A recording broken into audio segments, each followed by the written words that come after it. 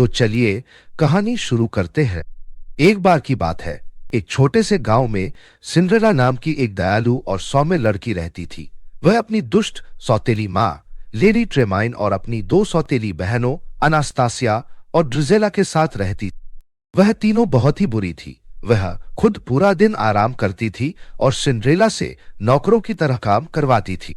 Cinderella के दिन काम काज से भरे थे। वह खाना बनाती थी, सफाई करती थी और कपड़े धोती थी। अपने कठिन जीवन के बावजूद वह हंसमुख और दयालु रही।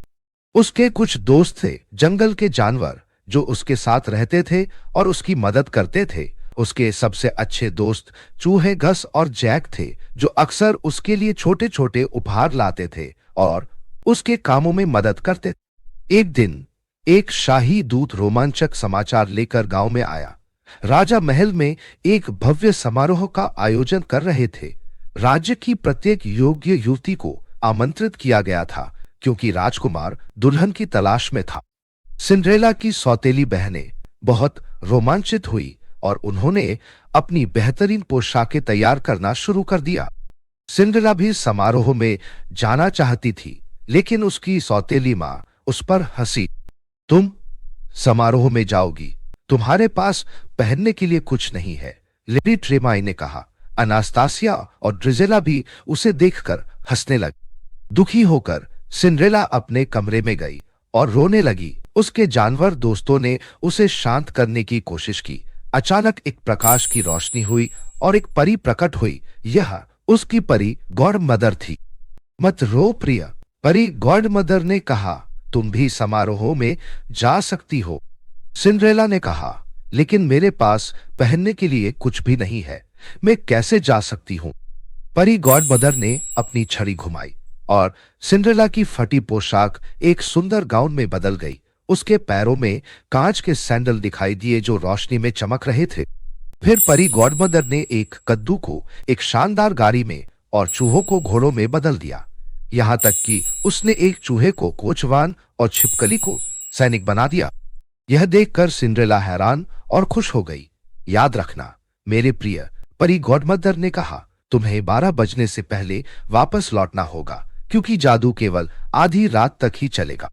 सिंड्रेला ने अपनी परी गॉड मदर को धन्यवाद दिया और महल की ओर चल पड़ी। जब वह पहुंची तो हर कोई उसकी खूबसूरती देखकर हैरान रह गया, यहाँ तक कि उसकी सौतेली बहनें भी उसे नहीं पहचान पाई। उसकी खूबसूरती से मंत्रमुग्ध होकर राजकुमार ने उससे नृत्य करने के लिए कहा। उन्होंने पूरी रात नृत्य किया और सिंड्रेला को ऐसा लगा जैसे वह सपने में थी। जैसे ही घड़ी आधी रात के करीब पहुंची, सिंड्रेला को परी गॉडमदर की चेतावनी याद आई। उसने तुरंत राजकुमार को धन्यवाद दिया और महल से भाग गए। राजकुमार भी सिंड्रेला के पीछे भागा, लेकिन सिंड्रेला जल्दी जल्दी में चली गई। जल्दबाजी में उसकी एक कांच की सैंडल महल की सीढ़ियों पर छूट गई।